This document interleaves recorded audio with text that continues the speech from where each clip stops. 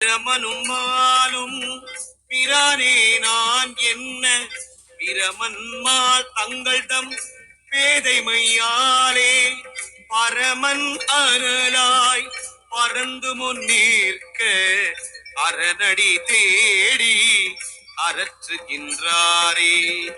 ஆம் ஏழுலகுற நின்றயம் அண்ணலும் தாமே ஏழுலகில் தழற்பிழம்பாய் நிற்கும் வான் ஏழுலகூரும் மாமணி கண்டரை.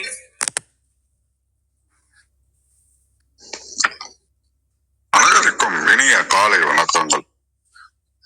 ஓம் திருமூலர் திருவடிகள் போற்றி போற்றி. திருமந்திரம் 5ஆம் தந்திரம் 11வது அத்தியாயம் சத்புத்திர மார்க்கம் 1499வது மந்திரம் சிந்திக்கின்றோம்.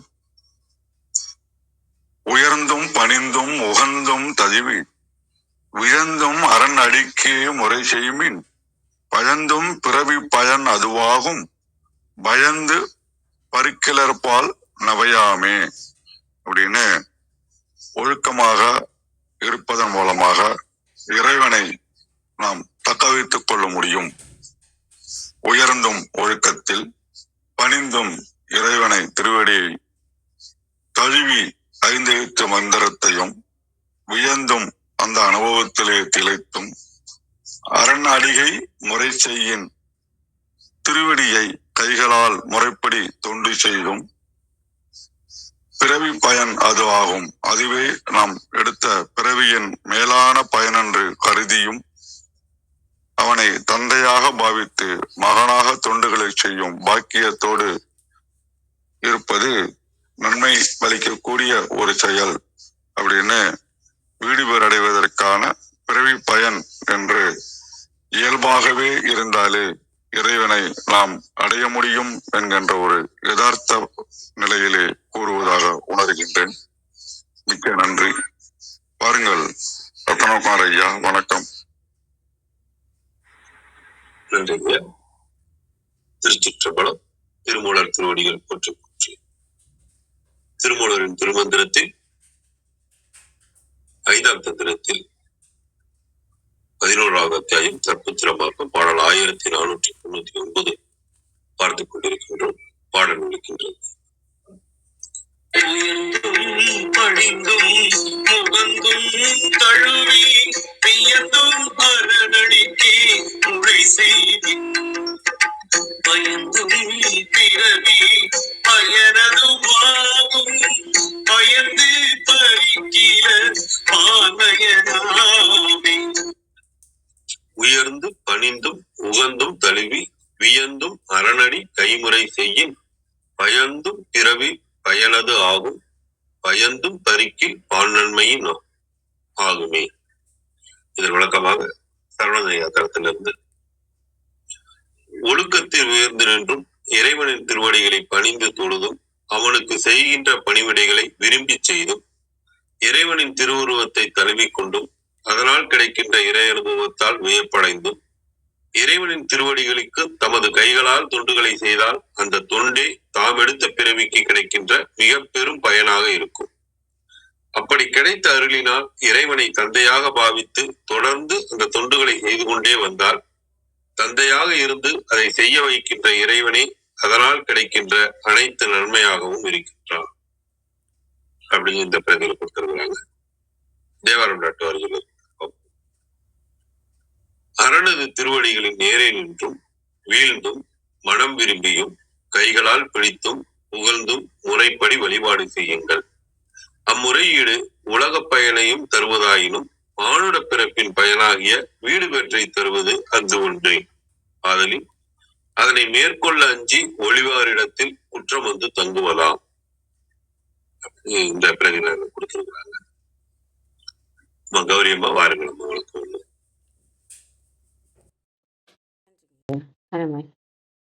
அனைவருக்கும் அன்பு வணக்கம். ஓம் நந்தியம்பெருமான் திருவடி போற்றி. ஓம் திருமூலர் திருவடி போற்றி. ஓம் நம சிவாய.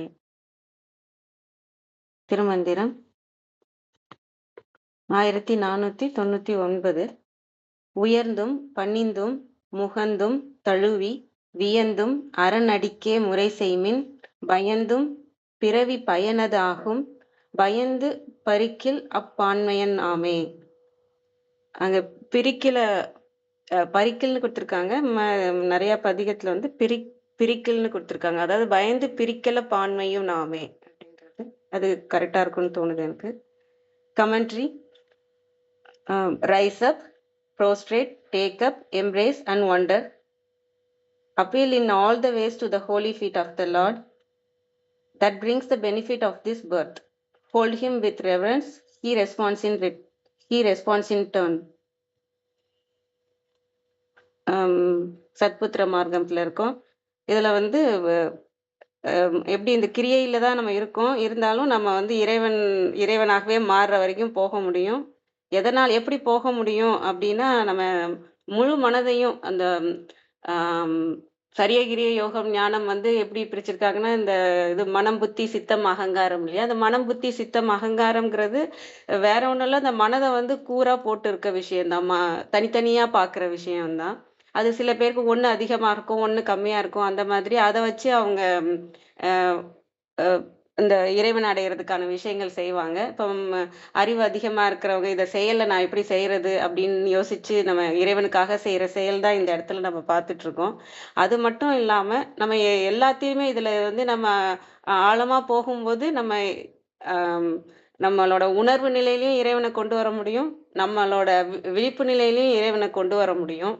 அதுக்கு என்ன பண்ணணும்னா, உங்களுக்கு கொண்டாட எப்படிலாம் அந்த இறைவனை கொண்டாட முடியுமோ அப்படிலாம் கொண்டாடுங்க. ஒரே மாதிரியா நான் இப்படிதான் இருப்பேன்ற அந்த ரூல்ஸ் இல்லாம, ஏன்னா அந்த நம்ம முழு மனதுக்கும் நம்ம கொண்டு வரணும். மனம் மட்டும்தான் நமக்கு தடையா இருக்கிறது இறைவனை வந்து பார்க்கறதுக்கு இல்லையா. அது நமக்கு தெரிஞ்சது. மனம் மட்டும்தான், வேற எந்த ஒரு விஷயமே இல்லை. அந்த மனதுல தான் புத்திய மனம் புத்தி சித்தம் அகங்காரம் 4ஆ பிரிச்சு வச்சிருக்கோம். அந்த அகங்காரத்தையும் மாற்றணும், நம்ம சித்தத்தையும் நம்ம உணர்வு நிலைக்கும் கொண்டு வந்து நம்ம சித்தத்துக்கும் உள்ள கொண்டு வரணும். அந்த மேல் மனமாக இருக்க அந்த மனதுக்கும் அப்படி இருக்கணும். அறிவும் நம்ம யோசிக்கிற விஷயங்களும் இறைவனை நோக்கி, அது முழு மனதையும் நம்ம இறைவனை நோக்கி திருப்பணும். அந்த இது வந்து நீங்க எந்த இடத்துல இருந்தாலும் நீங்க அதை செஞ்சு கொண்டு வரலாம். இப்ப கிரியையில தான் நான் வெறும் அறிவை மட்டும்தான் நான் யூஸ் பண்றேன், மத்த என்னோட அகங்காரத்துலலாம் நான் இதே பண்ணல அப்படின்னு இருக்கும்போது, நீங்க வேற வேற மாதிரி கொண்டாடும் போது இறைவனை பார்க்குற எல்லா விஷயத்துலயும் இறைவனை பார்க்கும்போது உங்களால அந்த முழு மனதுக்கும் கொண்டு வர முடியும் அப்படின்னு சொல்றத நான் புரிஞ்சுக்கிறேன் இந்த பாடல்ல. உயர்ந்தும் பணிந்தும் முகந்தும் தழுவி எப்படிலாம் நம்ம வந்து இறைவனை வந்து நீங்க பண்ணலாம். வெறும் நீங்க நான் வந்து பையன் தான் ஒரு பணிவிடை செய்யறேன் அதோட நிறுத்திக்கிறேன் அப்படின்னு இல்லை. அவங்கள ரசிக்கிறது, அவங்களோட விளையாடுறது, அவங்களுக்கு தாயா மாறி நம்ம அவங்களுக்கு செயல் செய்யறது, இந்த மாதிரி எல்லா விஷயத்திலயுமே ஒரு நேரம் நம்ம தாயாயே அவங்களுக்கு உணவு படைக்கிறது, ஊட்டி விடுறது இல்லையா. சில நேரம் நம்ம பணிந்து அவங்க நம்ம கொடுக்குற இதை வந்து பணிவோட வாங்கிக்கிறது, பணிவிடை செய்யறது, முகந்தும் தழுவியும் நம்ம வந்து சொன்னோம் இல்லையா. இந்த இறைவன் பாடல்ல கேட்கும்போது, எந்த பாடல் கேட்கும்போதும் தங்கமே தங்கமேன்ற பாடல் கேட்கும்போதும் முருகர் குழந்தையா வர மாதிரிதான். குழந்தையா நம்ம பாவிக்கும் போது என்ன, நம்ம தூக்கி கொஞ்சிறது தான். அப்ப நான் வந்து இங்க வெறும் அப்பான்னு மட்டும் பார்க்காம எல்லா உணர்விலையும் நம்ம பார்க்கறது, எல்லா சைட்லயும். ஏன்னா மனம்ங்கிறது அந்த முழு மனதையும் நம்ம வந்து இறைவன் பக்கம் திருப்பணும். அப்ப எல்லாமும் எதை விஷயம் நீங்க பார்த்தாலும் அதுல இறைவனை பார்க்கறது, எதை விஷயம் நீங்க கேட்டாலும் இறைவனை கேட்கறது. அங்க நான் அப்பாவா தானே வச்சிருக்கேன், இல்லை அப்பாவுக்கு நீங்க தாயாவும் ஆகலாம், நம்ம வந்து குழந்தையாவும் ஆகலாம். எப்படி ஒன்னாலும் ஒரு தாலாட்டு பாட்டு கேட்குறீங்க, ஏதோ ஒரு தாலாட்டு பாட்டு கேட்குறீங்க, அது முருகனுக்கான தாலாட்டு பாட்டா இருக்கும். அந்த மாதிரி இறைவனுக்கானது. நான் முருகன் சொல்றது வந்து நான் என்னோட அனுபவத்தோட சொல்றதுனால சொல்றேன். உங்களோட இறைவனுக்கு நீங்க எப்படி யோசிக்கிறீங்க? வெறும் ஒளியான ஒரு இறைவனாக யோசிக்கிறீங்க, உருவமே இல்லைன்னாலும் சரி, அதை நீங்க கொண்டு வர்றது. அது மாதிரி எல்லா இடத்துலையுமே இறைவனை கொண்டு வரும்போது உங்களுக்கு அந்த 4ஆ பிரிச்சு வச்சிருக்காங்க இல்லையா மனதுல. அதுல ஒரு மனது மட்டும் நல்லா இறைவன் பக்கம் திரும்பினா, மற்ற மனதெல்லாம் வேற பக்கம் திரும்பி இருந்தா அதுதான் நம்ம வந்து இதயம் ஒண்ணு சொல்லுது, மூளை ஒண்ணு சொல்லுதுன்னு இல்லையா. நம்ம இது பண்ணலான்னு சொல்லுது இது, ஆனா மூளை வந்து வேண்டான்னு சொல்லுது அப்படின்னு இருக்கும் இல்லையா. மாறி மாறி இருக்கும் இல்லையா. அப்படி இல்லாம எல்லாமே நமக்கு வந்து பேலன்ஸ் ஆகிறது. எல்லாமே இறைவன் பக்கம் திருப்புற விஷயம். வியந்தும் அறநடிக்கே முறை செய்மின். அந்த திருவடிக்கே நம்ம வந்து செய்யணும். அவ்வளோ நம்பிக்கை கொண்டு வரணும். வியப்பா பார்க்கணும். எல்லாமே நமக்குள்ள இருக்க எல்லா உணர்வையுமே இறைவன் பக்கம் திருப்புறது. பயந்தும் பிறவி பயனது ஆகும். இங்க பயந்தும்ன்றது நம்மளோட பயங்கிறதே எதனாலனா, நான் வேறு இறைவன் வேறுங்கிறதே பெரிய அதுதான் நமக்குள்ள இருக்கிற பயமே. அதாவது நமக்குள்ள இருக்க அறியாமையே. அந்த அறியாமையோட இருந்தாலும், இப்ப வந்து நான் இங்க என்னோட இங்க வந்து என்னன்னா சத்புத்திர மார்க்கம் இல்லையா? தந்தையா பாவிக்கிற மார்க்கம். அப்ப வந்து அவங்க தனியா நான் அவரு அப்பா நம்ம பிள்ளைன்றப்ப தனியா தான் நம்ம யோசிச்சுட்டு இருக்கோம் இல்லையா?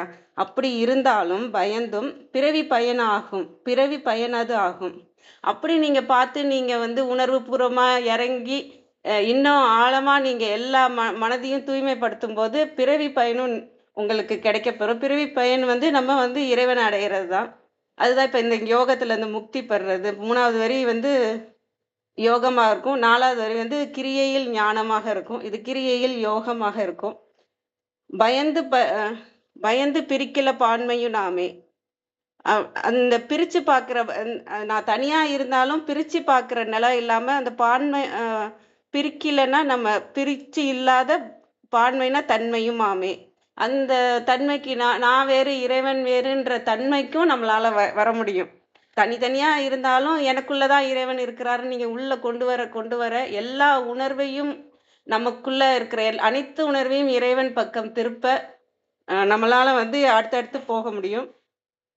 உணர்வுங்கிறதுக்கு நம்ம போகலாம். இங்க நம்ம வந்து உலகியல்ல வந்து நிறைய இடத்துல நம்ம உணர்வை காமிப்போம்.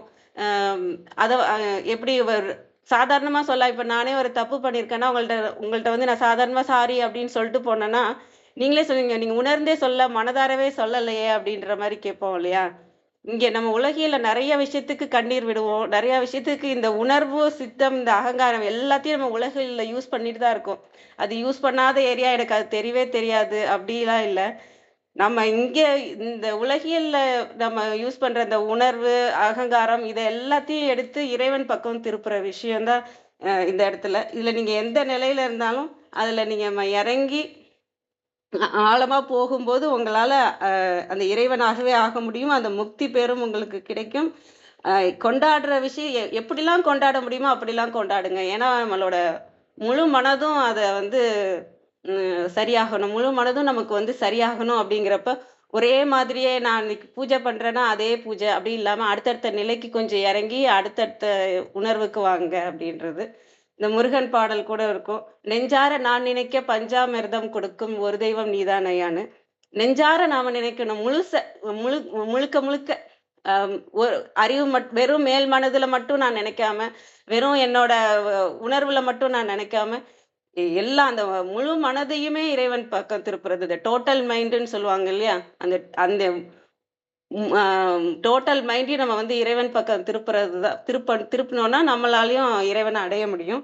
அது நம்ம எங்க இருந்தாலும் சரி, சரியா இருந்தாலும் சரி, கிரியையில இருந்தாலும் சரி, அந்த இதை தான் இதுல சொல்றதா பாக்குறேன். அதுதான் புரிஞ்சுக்க வர்றது. அனைவருக்கும் நன்றி. வாங்க கிருத்திகா அம்மா. வணக்கம் அம்மா.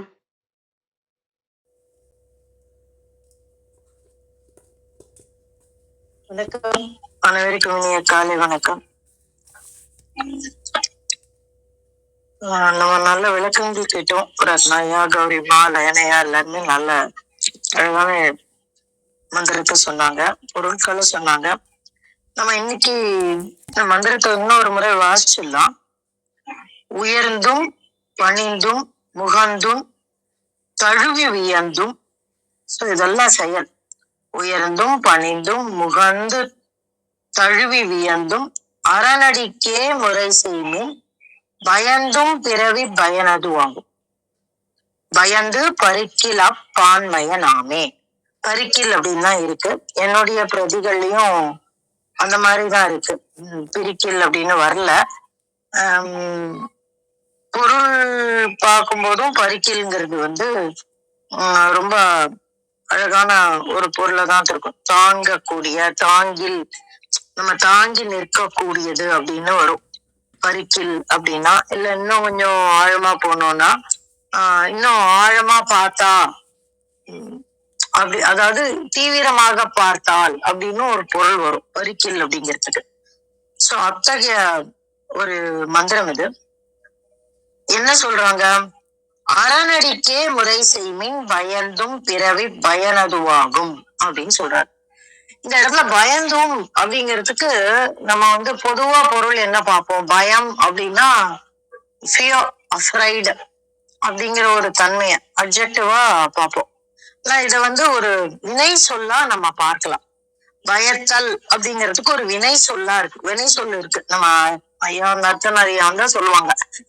இந்த வினை சொல் அப்படிங்கிறது செயலோடு ஒட்டியது. பயத்தல் அப்படின்னா என்ன பொருள் அப்படின்னாக்க விளைதல், உருவாகுதல், பெறுதல், கொடுத்தல் அப்படின்லாம் நிறைய பொருள் இருக்கு. அப்ப அந்த பயத்தல் அப்படிங்கிறதுக்கு நம்ம விளைதல் அப்படின்னு எடுத்துக்கலாம் பொருள். அறநடிக்கே முறை செய்மின் பயந்தும் பிறவி பயனதுவாகும். அப்போ அவனுடைய அறநடியில், அவனுடைய தாளில் முறை செய்மின், எங்கெல்லாம் முறை செய்ய வேண்டும்? உயர்ந்தும் பணிந்தும் முகந்து தழுவி வியந்தும் அப்படின்னு சொல்றாரு. சோ இதுக்கு நம்ம அப்புறம் வரலாம். சோ இப்படி செய்து அறநடிக்கே முறை செய்மின், அவனுடைய காலடியே நாம் கதியென பற்றி கொண்டால் பயந்தும் பிறவி பயனதுவாகும். அதுதான் இந்த பிறவி கிடைத்ததற்கு உண்டான பயன் அப்படின்னு எடுத்துக்கலாம். இல்லனா அறநடிக்கே முறை செய்மின் பயந்தும் பிறவி, அப்படி அறநடிக்கே முறை செய்து கிடைக்கக்கூடிய பிறவி, விளையக்கூடிய பிறவி. அப்ப அவனுடைய காலடியை தொழுது நாம் பெற்றிருக்கக்கூடிய இந்த பிறவி பயன் என்னது அப்படின்னா பயந்து பருக்கில் அப்பான்மையனாமே அப்படின்றான். அப்ப அப்பேற்பட்ட பிறவி கிடைச்சிருச்சுன்னா நம்ம என்ன பண்ணுவோம்? இந்த இடத்துலயும் விளைதல்ல நம்ம பொருள் எடுத்துக்கலாம். பயந்து அப்படிங்கிறதுக்கு பயத்தல். அந்த பிறவியினுடைய பயன் என்னவாக இருக்கும், என்னவாக விளையும் அப்படின்னாக்க பருக்கில பான்மையனாமே, அதை தாங்கி நிற்கக்கூடிய, அந்த பிறவியை தாங்கி நிற்கக்கூடிய தன்மை எதுவாக இருக்கும் என்றால் அந்த பான்மையனாமே, அவனுடைய அந்த சிவனாகவே மாறும், சிவப்பான்மையாக மாறும் அப்படின்னு சொல்றாரு. அதாவது அவன் அருளால் அவன் தாள் பணிந்து அப்படின்னு சொல்றாங்க இல்லையா? அப்படி பணிந்து நாம் பெறக்கூடிய, பயக்கூடிய, விளையக்கூடிய இந்த பிறவியானதன் பயன் எதுவென்றால் சிவமாம் தன்மையை பெறுவது. அங்கேயும் பயத்தல், விளைதல். சிவமாம் தன்மையை எது? பரிக்கில், தாங்கி நிற்கக்கூடிய பரிக்கல் அப்படின்னாக்க பரிக்கில பான்மையனாமே, அதை தாங்கி நிற்கக்கூடிய. எதை தாங்கி நிற்கக்கூடிய? இத்தகைய பிறவியை பெற்றிருக்கக்கூடிய இந்த உடலை தாங்கி நிற்கக்கூடிய தன்மை எதுவாக மாறும் அப்படின்னா சிவமாம் தன்மையாக மாறும். பருக்கில பான்மையனாமே, பான்மை, பொருண்மை அப்படின்லாம் சொல்லுவோம் இல்லையா? அது இது என்ன அர்த்தம் அப்படின்னா உயர்ந்த தன்மை. இங்கே எது உயர்ந்த தன்மை? இறையடியை பற்றி கொள்கிறதுனால் நாம் பெறக்கூடிய பிறவியை அந்த இறையாகவே மாற்றக்கூடிய தன்மை அப்படின்னு சொல்றாரு. இவ்வளவு பெரிய விஷயம் பாருங்க. இதுக்கு என்ன பண்ணணும்? எப்படி அறநடிக்க முறை செய்தல்? இது ரொம்ப கஷ்டமான வேலையா? நம்ம இந்த பிறவியில பண்ண முடியாதா? இந்த பிறவி எடுத்துட்டோமே, அப்போ இந்த பிறவியில, ஒருவேளை போன பிறவியில நம்ம இந்த மாதிரி பண்ணல, நம்ம சொல்லுவோம் ஞானியா பிறக்குறாங்க அப்படின்னு நம்ம சொல்லுவோம் இல்லையா? ரமணர் 7 வயசுலயே, ஆனா அவர் பிறக்கும் போதே அதற்குண்டான அறிகுறிகள், புத்தர் பிறக்கும் போது அதற்குண்டான அறிகுறிகள் இருந்தது அப்படின்னு சொல்லுவாங்க. அந்த மாதிரி ஞானியர்கள் பிறக்கும் போது ஒரு சில அறிகுறிகளை இந்த பிரபஞ்சம் நமக்கு காட்டி தரும் அப்படின்னு சொல்லுவாங்க இல்லைங்களா? அப்போ என்னோட பிறவி எப்படி இருந்ததுன்னு எனக்கு தெரியலையே. நான் பாஸ்ட் லைஃப்ல எப்படி இருந்தேன், அறநடிக்கே முறை செய்து நான் பிறந்தேனா எனக்கு தெரியலையே. இந்த பிறவி அப்படியானால் அதுவாக இருந்து பயத்திய பிறவியா, அதுவாக இருந்து எனக்கு கிடைத்த பிறவியா எனக்கு தெரியலையே. அப்ப நான் இந்த ஜென்மத்துல அந்த சிவனாக ஆக முடியாதா அப்படின்ற ஒரு நிராசை நமக்கு தேவையில்லை. ஏன்னா அதுக்குதான் சொல்றாரு, நீ அந்த பிறவி இல்ல, இந்த இந்த இந்த உடல் பிறந்த பிறவிய பத்தி நான் சொல்ல வரல. உன்னுடைய மனம் பிறக்கக்கூடிய அந்த பிறவி. அப்ப நம்ம எல்லாரும் இருபிறப்பாளன் அப்படின்னு சொல்லுவாங்க. என்ன அப்படின்னாக்க, நம்ம இந்த தாயினுடைய கருவில் இருந்து பிறக்கக்கூடிய பிறப்பு ஒன்று. அந்த பிறவியை தாண்டி நாம் இறையை புரிந்து கொண்டபின் வளரக்கூடிய பிறவி ஒன்று. ஒரு கதை சொல்லுவாங்க. தன்னை உணர்ந்த ஞானி அவன் உணர்ந்த நாளிலிருந்து, இது பொதுவா இருக்கக்கூடிய பழக்கம்தான். இப்போ நம்ம ஒரு தெளிவு நமக்கு பிறக்குது. அந்த தெளிவு அதற்குண்டான பொறி ஒரு நாள் தட்டி இருக்கும். அந்த 2016, 15 கணக்கு நம்ம எடுத்துக்கலாம்னு வச்சுக்கோங்களேன். என்னை பொறுத்த வரைக்கும் அல்ல, அந்த மாதிரி நிறைய பேர் சொல்லுவாங்க, எனக்கு வயசு 10 தான் ஆகுது, எனக்கு வயசு 8 தான் ஆகுது, எனக்கு வயசு 7 தான் ஆகுது அப்படிமா. இது என்ன அப்படின்னா, நான் மீண்டும் பிறந்து இறையடியை புரிந்து கொண்டு பிறக்கக்கூடிய பிறவி. அப்ப இந்த பிறவி அப்படின்னு நம்ம சொல்றது இந்த உடலோடு கிடைக்கக்கூடிய பிறவி. எப்பவுமே இந்த உடல் முக்கியமே இல்லை.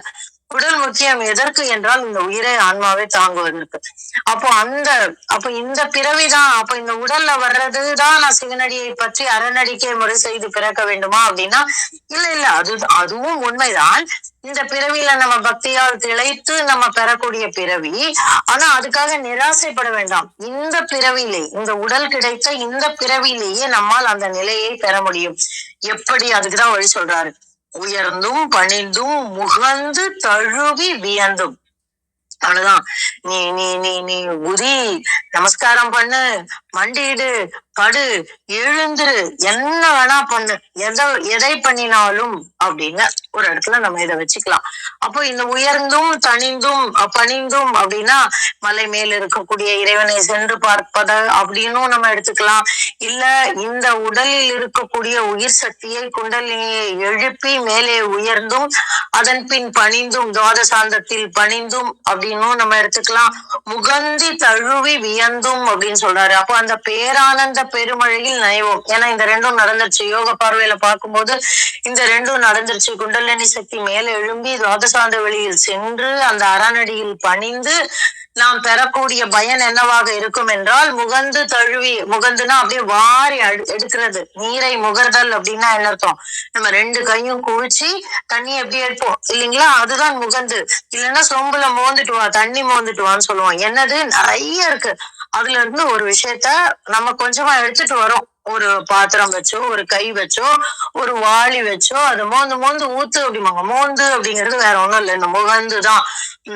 மழைக்கு கூட சொல்லுவாங்க. ஆமா, எனக்கு அந்த பாடல் மறந்து போச்சு. இதுக்குதான் ஐயா வேணுன்றது சொல்லுவாங்க.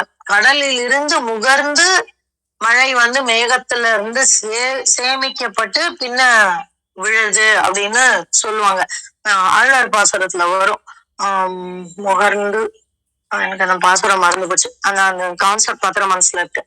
அப்போ மழையில இருந்து அந்த கருமேகமாக இருக்கக்கூடிய இறைவனே அப்படின்னு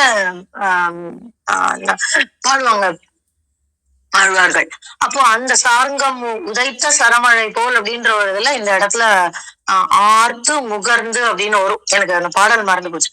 அப்போ இந்த முகர்ந்துங்கிற வார்த்தை அப்படிதான். என்னன்னா ஏற்கனவே கொட்டி கிடக்காங்க, அதுல இருந்து நம்ம ஒரு துளி எடுக்கிறோம். அப்படி எடுக்கிறத தழுவி வியந்து, எனக்கு இந்த துளி போதும், அந்த அவ்வளவு பெரிய பிரபஞ்சத்துக்கு அங்க நிறைஞ்சிருக்கிற அத்தனைக்கு வேணும். ஏன்னா எல்லாருக்கும் போகணும், எல்லாரும் ஒரு கை எடுக்கணும். ஆனா எனக்கு இந்த ஒரு கை போதும், ஏன்னா இந்த பஞ்சபூதத்தினால இந்த உடம்பு அவ்வளவுதான் தாங்கும். அப்ப அதை தழுவி வியந்து அந்த பேரானந்த பெருமழையில் நனைந்து அதை வியந்து எப்பேற்பட்ட கிடைத்தற்கரிய காரியம் அப்படின்னு அந்த ஒரு விகசிப்பு வரும் பாத்தீங்களா? அந்த விகசிப்பு தான் இந்த வியந்து. அந்த முகந்து தழுவி வியந்து, அவ்வளவுதான். எடுத்து அப்படியே அத ஆலிங்கனம் பண்றது. தழுவினா என்னது? ஆலிங்கனம். ஆனந்தத்தை ஆலிங்கனம் பண்றதுன்னா என்ன? நுனியில இருந்து கால் உச்சந்தலையில இருந்து உள்ளங்கால் வரைக்கும் ஆனந்த பெருவெளியில் நினைவது. இது எப்படி நினைக்கும்? நமக்கு வெறும் ஒரு கப் தண்ணி ஊத்துனா கூட கீழே வர்றதுக்கு ரொம்ப நேரம் ஆகும். ஆனா நீங்க இதை எடுத்து பாருங்க, அது பேர் என்ன, சீனியை போட்டு பாருங்க, தொண்டைக்குள்ள போய் கீழே வரைக்கும் போய் வர்றதுக்கு ரொம்ப நேரம் ஆகும். ஆனா அப்படி இல்லை, நீங்க ஒரு வெளிச்சமாக இருக்கக்கூடிய ஒரு இடத்துக்கு நீங்க உள்ள போயிட்டீங்கன்னா ஒரே நிமிஷம் யூல் பி இலுமினேட்டட். ஏன் அப்படியே மேல இருந்து கீழே வரைக்கும் ஒளி பாய்ஞ்சிரும். அப்ப அதுதான் அத்தகைய முகர்ந்து அதை எப்படி பெறலாம்? உயர்ந்தும் பணிந்தும் அப்படி பெறக்கூடியதை முகர்ந்து தழுவி வியந்தும். அப்போ அது அந்த விகசிப்புல நம்ம போகும்போது அப்படி அறநடிக்கே முறை செய்மின் அப்படின்னா இது எல்லாமே பண்றது எதுக்காக? நம்ம இந்த பேரானந்தத்தை வேற எதுலையுமே பெற முடியாதுங்க. அந்த இறைவனுடைய பேருண்மையால் மட்டுமே இத்தகைய பேரானந்தத்தை பெற முடியும். அதை எதால் பெற முடியும்? இந்த உடம்பால மட்டும்தான் பெற முடியும். இந்த பிறவி பயனாக நாம் கிடைக்கக்கூடியது என்னென்றால் பயந்தும் பிறவி பயனதுவாகும். அப்ப இப்பேற்பட்ட பிறவி கிடைத்த பிறகு, விளைந்த பிறகு அதனுடைய பயன் எதுவாக இருக்கும் என்றால் பயந்து பருக்கில பான்மயனாமே, அந்த இறைவனை தாங்கக்கூடிய விளைதலாக இந்த பயனாக இந்த பிறவி அமையும் அப்படின்னு சொல்றாரு. இது எவ்வளவு பெரிய அஷூரன்ஸ். நம்ம நீ என்னமோ ஜென்ம ஜென்மமா புண்ணியம் பண்ணிட்டு வந்தாதான் இந்த பிறவியில இறைவனை தாங்க முடியும்லாம் இல்ல, நீ இந்த பிறவியில் இதை செய்தாலே உன்னால் பெற முடியும் அப்படின்னு திருமூலர் நமக்கு அவ்வளோ அஷூரன்ஸ் கொடுக்குறாரு, அவ்வளோ இது கொடுக்குறாரு, அவ்வளோ நம்பிக்கை தராரு. அத்தகைய நம்பிக்கையை தரக்கூடியது சர்பத்திர மார்க்கம் அப்படின்னு நம்ம புரிஞ்சுக்கணும். இத்தகைய ஒரு அருமையான மந்திரம் திருப்பி திருப்பி எவ்வளவு தடவை பார்த்தாலும் அதனுடைய ஆழத்துக்கு நம்ம இந்த பரிக்கில் அப்படிங்கிற வார்த்தையே ரொம்ப ஆழமான ஒரு வார்த்தை. தாங்கிறது அப்படின்னு எடுத்துக்கலாம், இல்லைன்னா ஆழ்ந்து நோக்கில் அப்படின்னு தாங்கலாம் அப்படின்னு பார்க்கலாம். சோ இந்த மாதிரி நிறைய அத மாதிரி இந்த பயந்துங்கிறதுக்கு அத்தனை பொருள் இருக்கு. அது மாதிரி இந்த உயர்ந்து பணிந்து முகர்ந்து இதுக்கெல்லாம் ஒரு விதமா பொருள் சொல்லிட்டே போலாம். நம்ம பக்தியில ஒரு பொருள் சொல்லலாம், யோகத்துல ஒரு பொருள் சொல்லலாம், கிரியையில ஒரு பொருள் சொல்லலாம். மொத்தத்துல அற்புதமான ஒரு மந்திரம் இது. உங்களோடு பகிர கிடைத்த இந்த காலை வேளைக்கு நன்றி சொல்லி என்னுடைய பகிர்தலை மட்டும் கொடுக்கிறேன். நன்றி. நன்றிங்கம்மா, மிக அருமை. ஒவ்வொரு வார்த்தைக்கும் நீங்க அந்த பரிக்கிலா ஆகட்டும், ரொம்ப அருமையா இருந்தது. ஒவ்வொரு வார்த்தைக்கும் நீங்க விளக்கம் கொடுத்தீங்க. மிக்க நன்றிங்கம்மா, மிக அருமை. வாங்க விந்தியாம்மா, வணக்கம் அம்மா.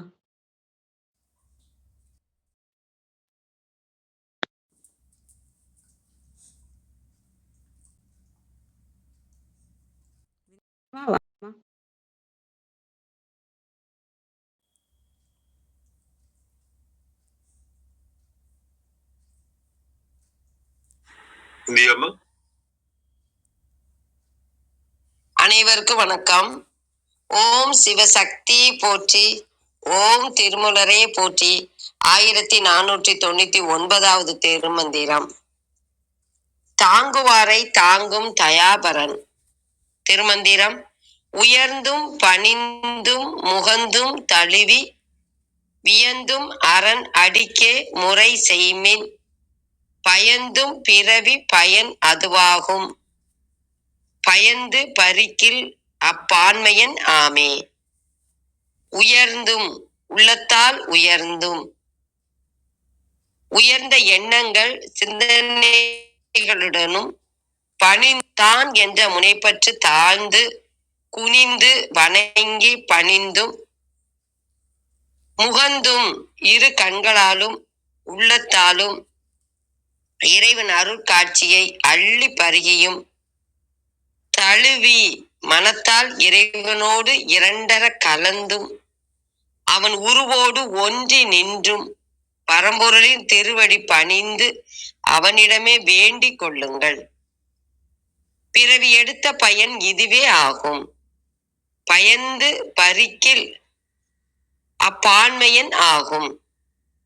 பயபக்தியுடன் அவன் நினைவு நெஞ்சில் தாங்கினால் அவனும் நம்மை தாங்கி அருளும் தன்மை உடையவன் ஆவான். முறை செய்தல், வேண்டுதல், விண்ணப்பித்தல், பறித்தல், தாங்குதல். பான்மையன், தன்மையன். கழக வெளியீட்டில் திருவேட பொலிவால் உயர்ந்தும் சிவன் அடியார் திருவடி இணை பணிந்தும் அதனால் உள்ளம் உவந்தும் திரு ஐந்தெழுத்தினை அகம் தழுவியும் அதனால் வியப்புற்றும் சிவபெருமான் திருவடிக்கே திருத்தொண்டு செய்வோம் என்பாரே மகன்மை நெறியினர் ஆவர். அப்பணியினை அன்புடன் செய்யுங்கள். பிறவிக்கு அஞ்சி பெருமான் அடி இணையினை சேரும் பெரும் பேறு அதுவாகும். அன்பும் அச்சமும் கொண்டு அவன் திருவடியினை நெஞ்சத்து அமைத்து தொழுதால் சிவபெருமானும் ஆறுயிரினை முன்னின்று தாங்குபவன் ஆவன். அன்பும் அச்சமும் கொண்டு வழிபடும் முறையினை திருவள்ளுவ நாயனார் அகலாது அணுகாது தீ காய்வார் போல்க இகழ்வேந்தர் சேர்ந்தொழுகுவார் என்னும் திருப்பாட்டால் குறித்து அருளினர். மேலும் யாவர்க்கும் மேலாம் அளவிலா சீருடையான் என்பதனால் அச்சமும் யாவரும் பெற்றறியா இன்பத்துள் வைத்தான் என்பதனால் அன்பும் கொண்டு வழிபடுதல் வேண்டும் என்பதாம்.